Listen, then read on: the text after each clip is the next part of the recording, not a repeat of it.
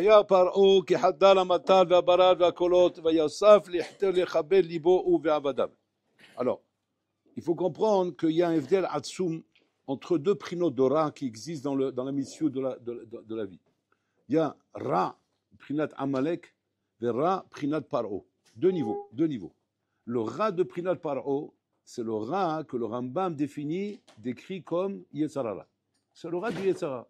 C'est une Prinat d'Ora qui s'appelle Yetzara. Ouais, ça c'est Paro, Prinat Paro. Et il y a un autre Ra dans la Torah, ouais, qui est défini comme Amalek. C'est une autre mitzvah d'Ora, c'est la mitzvah d'Ora sur laquelle la Torah elle a dit Timche Zecher Amalek. C'est vrai que là-bas il n'y a pas Tikkun, en Tikkun, Timche. Genre il faut efface, détruit, fait disparaître de la surface de la terre. Là-bas il n'y a pas de Tikkun. Tu te rends compte quand je brouille, dit sur une chose qu'il n'y a pas de Tikkun, c'est Atsoum. Parce que bon, là normalement c'est toujours l'oïdar, mais nous l'idar, on rattrape, on trouve toujours un moyen. On voit bien dans le mal. Il y a le Guinam, il y a les Gilgoulim, il y a des Tahanot, où à un moment donné, on exorcise un bonhomme, on l'exorcise de son mal, et on arrive à le sortir de son mal.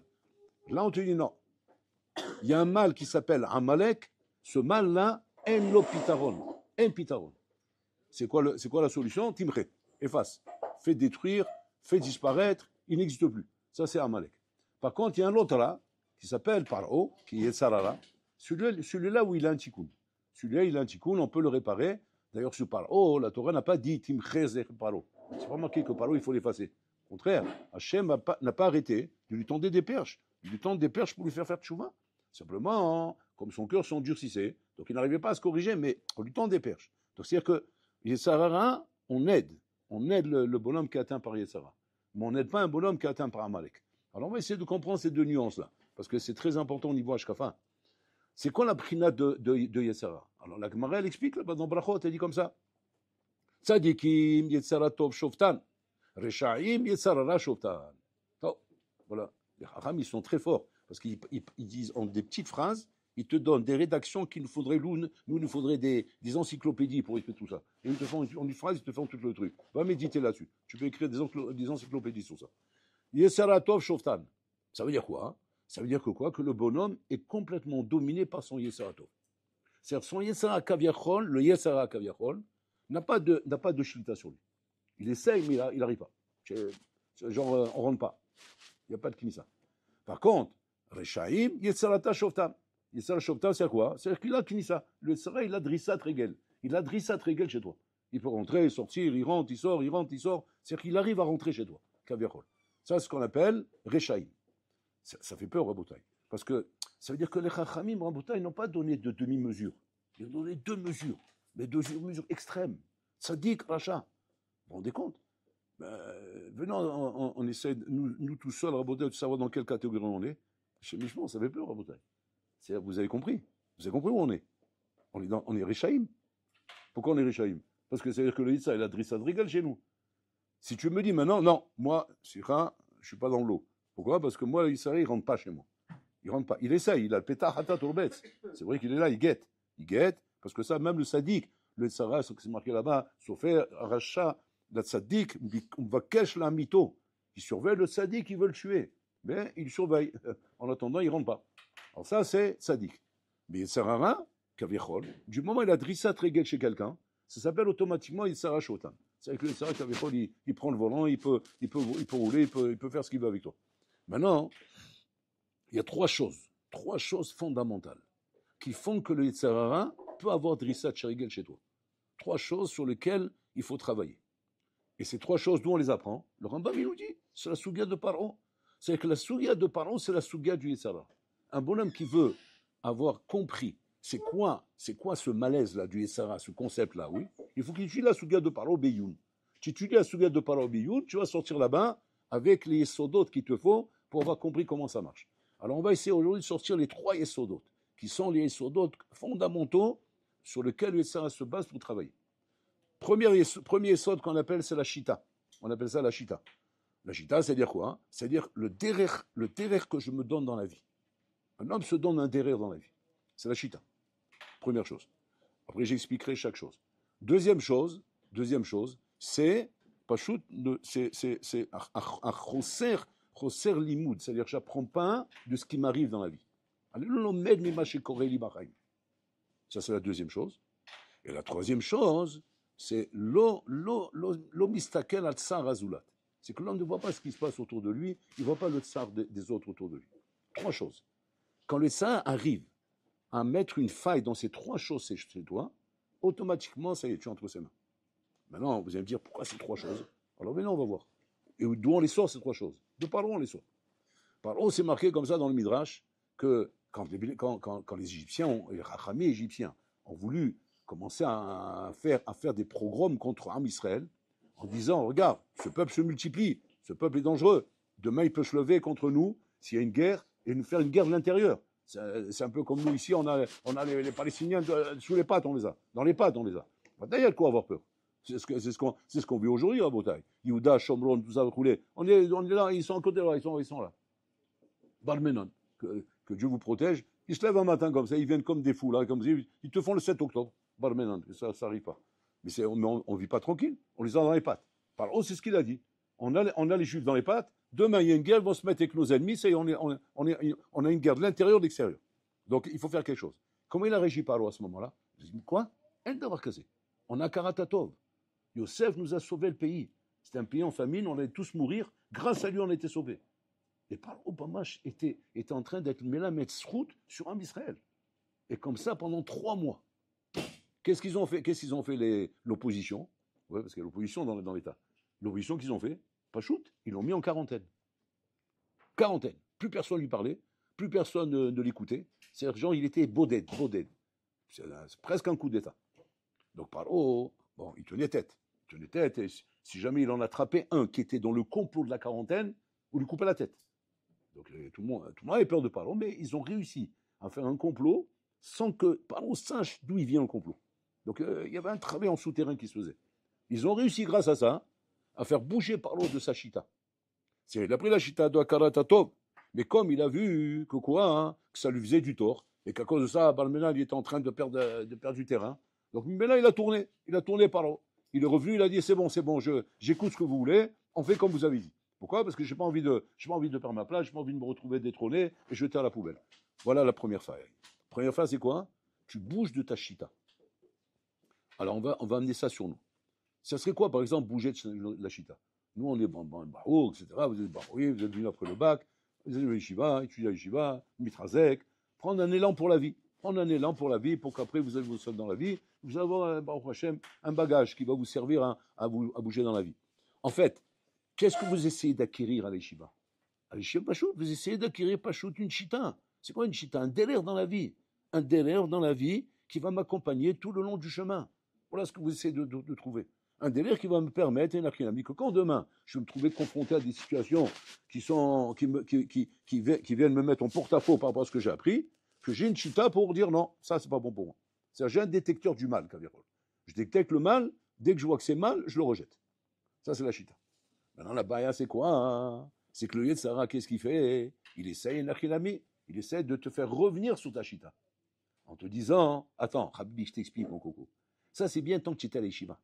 Quand tu étais à l'Yeshiva, tu pouvais prendre sur toi des choses pareilles. T'interdire ça. Maintenant, tu n'es plus à l'Yeshiva. Tu es dans la vie tous les jours. Dans la vie active, et dans la vie active, ça ne se passe pas comme ça. Ouais, le monde, il ne fonctionne pas comme ça. Donc, ce que tu as appris à l'Yeshiva, c'est une chose, dehors, c'est autre chose. Et là, il faut faire attention. C'est là la première faille.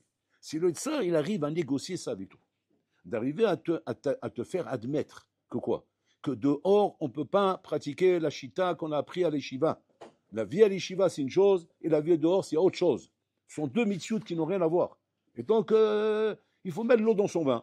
Il faut savoir comment dire, ça y est, oublier un petit peu comment dire ce qu'on a appris. Ça sera des souvenirs, des beaux souvenirs, on a passé un bon moment, on a écouté des trucs, il va rester des petites séquelles, etc. Maintenant, tu vas me dire quoi? Tu vas dire, ouais, mais on va pas devenir des Réchaïm. Il nous restera des Hashkafot. Oui. Maintenant, je vous pose une question. C'est quoi être rachat? Être rachat, c'est être cool au rachat? Ou même si on est un peu rachat, on s'appelle rachat? D'après la Gemara de Brachot, non, même un peu, ça s'appelle rachat. Le Yetzara, c'est pas que du mal. Le Yetzara, il est d'accord que tu fasses du bien. Il n'est pas en train de te demander de devenir un rachat. Il n'est pas fou, le Yetzara. Parce qu'il sait que s'il te demande ça, mais tu vas le lâcher à la Makom. Donc il ne va pas te demander ça. Il va te demander simplement quoi? Simplement de te trouver des morés éthers dont t'es averot, c'est tout. Des morés éthers.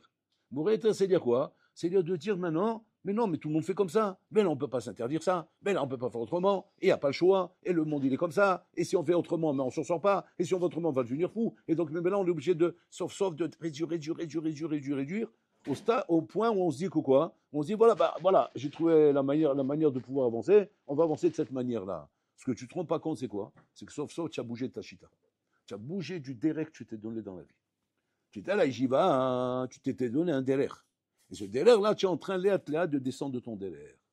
Maintenant, qu'est-ce qui se passe quand on descend de son derrière? Pas shoot, tu as ouvert la porte de ça, il est rentré. Maintenant qu'il est rentré, aujourd'hui, il te dit ça, demain, il te dit ça, après-demain, il te dit ça, jusqu'à quand la fin, il te dit fais Avodazara. Parce que ça, il faut bien savoir une chose. Il ne vient pas comme ça d'un coup, fais Avodazara, ou d'un coup, fais Znout, d'un coup, fais un casse, va voler à la banque. Pourquoi tu vas travailler? Pourquoi tu vas faire des études? Va à la banque, tape-toi un pactole là-bas, oui, et barre-toi quelque part là-bas en Amazonie, jusqu'à qu'on oublie, jusqu'à que ça se tasse l'histoire. Une fois que ça se tasse, tu reviens tout doucement.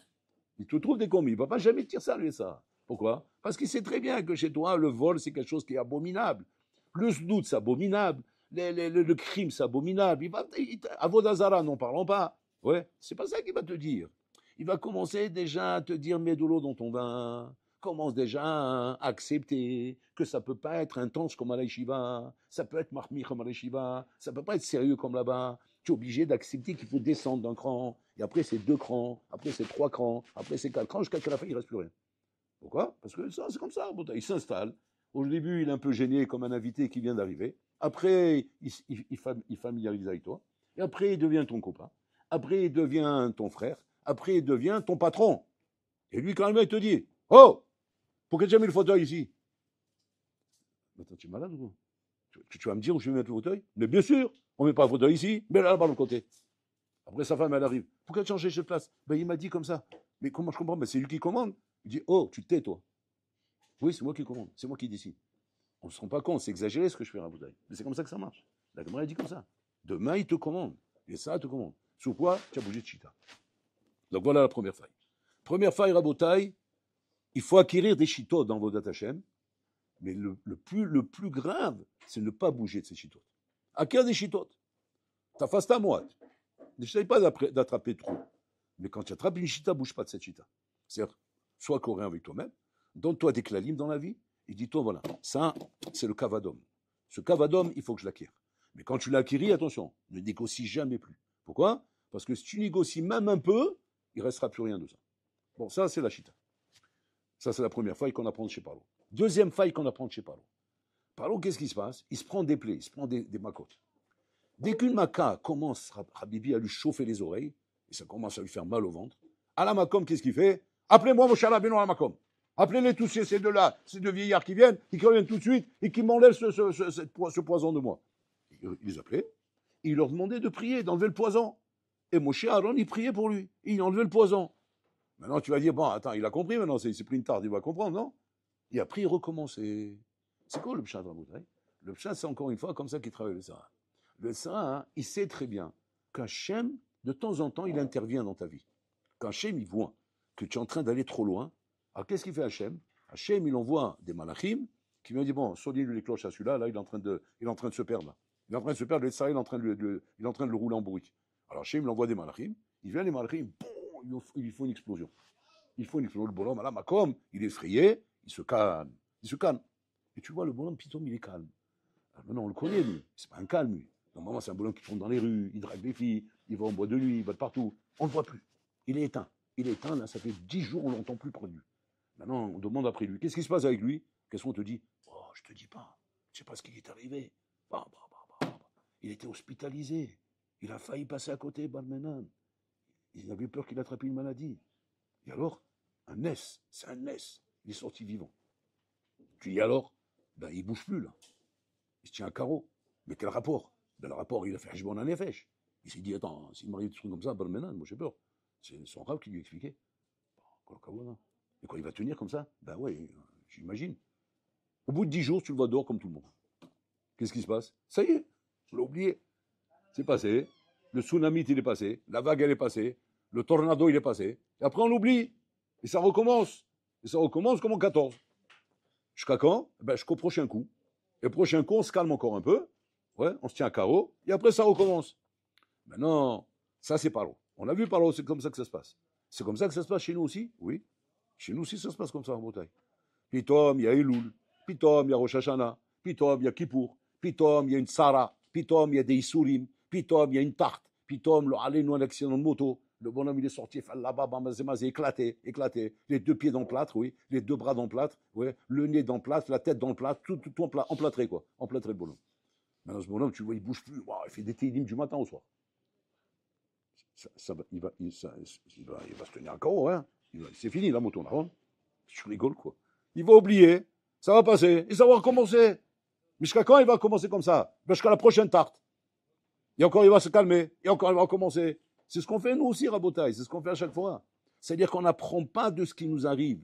Il nous arrive des trucs qui sont mésarzéens au nous, des trucs qui nous font trembler. Mais on n'apprend pas de ça, Rabotaï. On revient. Deuxième faille du Yetzara. Le Yetzara, tant qu'il voit qu'il a un bon client, qu'il voit qu'il a affaire à un bonhomme qui n'apprend pas de ce qui lui arrive, le Yetzara, il est tranquille avec toi. Il dit, celui-là, je peux travailler tranquillement. Bon, alors là, il le secoue, mais bon, le Hachem, il ne se réveille pas. Il se réveille sur place, et après il recommence. C'est comme ça, c'est mon client, je peux travailler avec lui. Ça, c'est la deuxième faille du Yetzara. Bon, donc, première faille, bouge pas de ta chita. Tu as créé une chita, bouge pas de ta chita. Deuxième faille, il t'arrive un problème, apprends de tes problèmes. Apprends de ce qui t'arrive. Prends pas ça au hasard. C'est pas par hasard, c'est arrivé. Il va pas dire ça arrive, ça arrive. Endavar kazé. Tu as pris, apprends, prends ça au sérieux. Troisième faille, c'est les trois chitotes en fait, c'est quoi? C'est de ne pas être mitraguèche du tsar des autres. Tant que ça arrive aux autres, ça ne m'arrive pas à moi, je n'ai pas à tirer de leçon. C'est ce qui s'est passé avec Paro. Tant que les plaies ne touchaient pas Paro, c'est incroyable, hein, les plaies ne touchaient pas Paro au début. Et après, ils ont commencé à le toucher à lui. Quand les plaies ont commencé à toucher Paro, Paro a commencé à souffrir de ça, là, Pitom, il a commencé à réagir, à crier. C'est ça la faille. La faille, c'est quoi? Qu'est-ce qu'il faut que le coup te tombe sur la tête? C'est marqué comme ça. Que Boloram, quand il veut réveiller quelqu'un, hein, qu'est-ce qu'il fait? Il fait d'abord tomber des bombes à 100 km de toi. Si tu te réveilles, il est matov. Boloram, il dit ça suffit. Bon, ça, il s'est réveillé, c'est bon. Pas besoin de faire plus que ça. Maintenant, Boloram, il voit que tu ne te réveilles pas. Qu'est-ce qu'il fait? Il fait tomber la bombe à 10 km de toi. Tu te réveilles, tant mieux. Tu ne te réveilles pas. Il a fait tomber 1 km de toi. Déjà, tu vois les vitres, elles ont sauté. Mais on ne t'a pas touché à toi. Simplement, tu vois que ça fait des dégâts. Bon, on a eu peur, là. Hein. Bon, c'est chaud. Tu te réveilles ou pas? Il ne se réveille pas encore. Là, la bombe, elle tombe chez lui. Il sort blessé. Mais il n'est pas mort. Maintenant, il faut voir s'il se réveille ou pas. Il se réveille ou pas? Il ne se réveille pas. Shem el-Ahya, mon botaï. Il y a un comme ça qu'on raconte. Ça, j'ai écouté, c'est incroyable. J'ai écouté l'interview. Une interview qu'ils ont fait sur un juif, ouais, qui partait tous les vendredis soirs, ou je ne sais pas quand c'est le jeudi soir ou le vendredi soir, je ne sais pas quand ils vont en boîte de nuit, les Israéliens. Jeudi soir, vendredi soir, je ne sais pas. Tous les vendredis, ils étaient en boîte de nuit à Tel Aviv. En boîte de nuit à Tel Aviv. Et là-bas, il y a un pigoua. Un pigoua, Shem el-Ahem. Un bonhomme en bouteille, il s'est mis une ceinture de bombe, il a sauté dans le truc, il a fait un massacre. Et le bonhomme, il était là-bas, hospitalisé, éclaté, avec les tuyaux dans tous les sens. Maintenant, la radio, ils se sont mis sur lui. Maintenant, pourquoi ils se sont mis sur lui, Rabotaï? Ils se sont mis sur lui, pourquoi? Parce que Kanira, que je voulais me faire passer un message par lui. Mais regardez le Moussa, c'est un tsoum. Mina Shamaim, j'ai écouté ce truc-là. Je ne sais pas pourquoi j'écoute, moi j'écoute pas ce truc-là, mais d'après j'ai écouté ça. Le journaliste commence à lui demander, il lui demande, vous avez eu peur, hein? Ah ouais, on a eu peur, ça sonnait comme ça, ouais, c'était chaud. La bombe, elle a explosé à côté de moi, les oreilles, c'est explosé, vous étiez blessé, c'est grave. Alors c'est fini, vous n'allez plus en boîte de nuit. Elle dit, ah non, pas du tout, ça va passer, ça va. J'ai demandé au médecin, j'ai dit, je vais sortir, il m'a dit, ouais, ne vous inquiétez pas, vous allez courir comme avant. Qu'est-ce que vous aimez faire dans la vie? Il dit, moi j'aime danser en boîte de nuit et j'aime draguer les filles. Vous inquiétez pas, alors bébé ça va t'engueuler parce que maintenant on va vous connaître, donc vous avez de la pub sur vous, donc ça va encore mieux. Et le bonhomme, Dardar, ouais, trois mois après, il est sorti de l'hôpital, il est reparti en boîte de nuit. Et à nouveau, il y a un pigoua. C'est une autre boîte de nuit, hein, un pigoua. On dit que les pigouas, ils le cherchent à lui, tu vois. C'est les mouches, c'est là où Jimmy, elles vont là-bas. Poum! Encore une fois, un massacre, Hachem el-Ahem. C'est une histoire vraie, ce que je vous raconte. Hein. Le bonhomme hospitalisé. Le journaliste, Il a tout de suite en tête le bonhomme. Il dit, oh, super, c'est bon pour mon truc. Il a un article, lui. Il fait son article sur lui. Donc il vient le voir. Alors comment ça va? J'ai plus de dents. Mais je vais m'en sortir. Il a dit que je vais m'en sortir, ça va aller. Des orteils, ils ont sauté. J'ai plus d'orteils, j'ai plus rien. Quoi. Vous voyez, il manque 2 doigts là. Je suis comme ça, voilà ce qui reste. Bon, mais on va s'en sortir. Elle dit, alors maintenant c'est fini, vous allez plus en boîte de nuit. Oh non, il y a encore. Ah ouais, non, il y a encore en boîte de nuit. 3 mois après, il se sort, la horde. Ouais. Il lui manque déjà la moitié des membres. Il va en boîte de nuit. Avec la canne comme ça, il va en boîte de nuit. Il va en boîte de nuit dans une autre boîte encore. Et encore une fois, un pigou. Une vraie histoire, je vous dis, c'est pas Stam, hein, je raconte pas Stam. Hein. Mais là, Habibi, là, il est entre la vie et la mort. Entre la vie et la mort, les tuyaux, les infusions, les trucs, les transfusions de sang. Là, il a perdu, je sais pas combien de litres de sang. Il est entre la vie et la mort. Quoi. Il est devenu bleu, voilà. C'est le machin. Et donc journaliste, il entend ça. Waouh, quel article. Je suis en train de me refaire là. Je peux prendre des grades là avec ça. Il est reparti. Bon, il essaie d'interviewer. Il a plus parler, il n'a plus le droit. Je ne sais même pas s'il a la langue encore. Mais l'autre, il est tenace, il ne lâche pas. Il veut absolument avoir une réaction, quelque chose. Bon, il arrive à lui faire sortir des mots. Alors il dit, alors c'est fini les boîtes de nuit. Alors, le journaliste, c'est un chiloni. C'est pas un khalis, c'est un chiloni. Il dit, mais monsieur, vous apprenez pas de ce qui vous arrive? Quel moussa. J'ai l'impression que j'entends le Hafiz Chaim en train de parler, en train de lui faire du moussa. Alors que lui, c'est un chiloni comme lui, c'est un ma'aboul, 2 ma'aboul, un fou qui parle avec un autre fou. C'est pas fini pour vous, vous allez encore retourner. Mais jusqu'à quand vous allez encore là-bas? Jusqu'à que vous mourrez? C'est pas chez moi, il est en train, c'est un bas de colle. Hachem, il est en train de lui parler. Mais ils ne se rendent pas compte. Vous allez encore? Vous n'avez pas peur? Et le bon, il est retourné. Après, autrement, sur une chaise roulante, hein, il est parti. Ça y est, bon, il t'a mouché complètement. Et il y a eu un pigou. Mais là, c'est fini. Là, il est mort. Et le journaliste, il a terminé son article. Il dit voilà, pour Nitman, le ma'aboul de la planète Terre. Ouais, voilà, il a fini sa carrière. Ça, Rabotai, c'est une histoire. Cette histoire, c'est l'histoire de chacun de nous, Rabotai. Chacun à son niveau, chacun proportionnellement. Où tu n'apprends pas de la vie. Tu n'apprends pas de ce qui arrive. Et quand tu n'apprends pas, bon, alors, continue, jusqu'à qu'il espère, Hachem, que tu vas apprendre, que tu vas te réveiller, tu vas tirer du moussa, tu vas comprendre de tes erreurs. Parce que, Rabotai, tout ce qui nous arrive, c'est quoi? C'est le résultat de nos erreurs. On fait des erreurs, on se prend des tapes. Alors, à un moment donné, essayez, arrête-toi de faire des erreurs, arrête-toi de faire ce truc-là. Au moins, change de derrière, change de façon, change de truc. Tu vois, le bonhomme, non seulement il ne change pas, mais il reste, comment dire, discipliné dans sa folie. Discipliné dans sa folie. Le bonhomme, il ne bouge pas de là-bas. Et c'est ça la baya, c'est que le bonhomme, il ne comprend pas ce qu'on essaie de lui faire comprendre. Comme une fois, Rabbi Israël Missélinter, il avait décidé de ramasser de l'argent pour les pauvres qui n'avaient pas de quoi se chauffer en Sibérie. C'est en Russie, là-bas, c'est moins 50 là-bas. Là, tu vas acheter le lait à la macolette, tu arrives à la maison, il est congelé déjà. Donc c'est la folie. Et donc, moins 50. Et donc, il ramassait de l'argent pour les pauvres qui n'ont pas de quoi se chauffer. Et donc, il est arrivé chez un milliardaire là-bas, il tape à la porte, il ouvre, le bonhomme à la maison, c'est le hammam, les chauffages de partout, les cheminées, il est en petite Marcel, quoi, là. Presque torse nu, quoi. Super. Moins 50 dehors, et à l'intérieur, c'est un kiff. Quand il fait moins 50, tu es torse nu. C'est le contraste, tu vois, c'est psychologique, ça te donne l'impression que je suis en train de vivre sur une planète, quoi. Bon. Donc, il comme ça, il dit, oh, Kvodara, viens. Il le fait sortir dehors. Et Rabbi Israël Missélinter, il ferme la porte. Il se met devant la porte comme ça, et l'autre de l'autre côté. Alors là, il dit, oui, qu'est-ce qui vous amène, Kvodara? J'ai un sujet très important à parler avec toi. Et il faut que je vois comme ça, et comme ça. Il dit, mais Kvodara, il fait froid, venons, on rentre à l'intérieur. Attends, c'est rapide, tu vas voir. Il parle. Et l'autre, il est en train de devenir fou, il est en train de devenir bleu, congelé. Il n'en peut plus, il va péter un câble.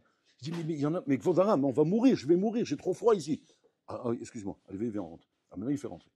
Il dit, mais qu'est-ce qui vous amène, Kvodara? Je ramasse l'argent pour les pauvres qui n'ont pas de quoi se chauffer. Mais tout de suite, je te donne, tout de suite, je vous donne. Mais il y a des gens qui n'ont pas de quoi se chauffer avec un froid pareil, mais tout de suite, bien sûr, il a fait un gros chèque.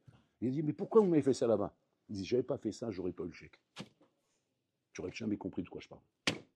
Tu ne peux pas comprendre ton compte met pas. Des fois, bon, là, il est obligé de prendre un bonhomme et le mettre la tête dans le sable pour qu'il comprenne un peu ce qu'il est en train de faire en bouteille. Et ça, il ne faut pas attendre ça. Un homme qui est zélé, qui comprend lui-même, il n'a pas besoin qu'on lui fasse un dessin pour comprendre. Il ne faut pas être de cela. On vient à l'Yeshiva pour ça, en bouteille. Qu'on n'a pas besoin d'apprendre de ces gens, comme ces gens-là qui ont besoin de se prendre des coups pour comprendre. Ici, à l'Yeshiva, on n'a pas besoin de prendre des coups. On apprend, on est chacham, on a étudié. Donc on sait tirer des leçons parce qu'on est mamine que c'est comme ça, Il n'y a pas de. Un chadash tachadash.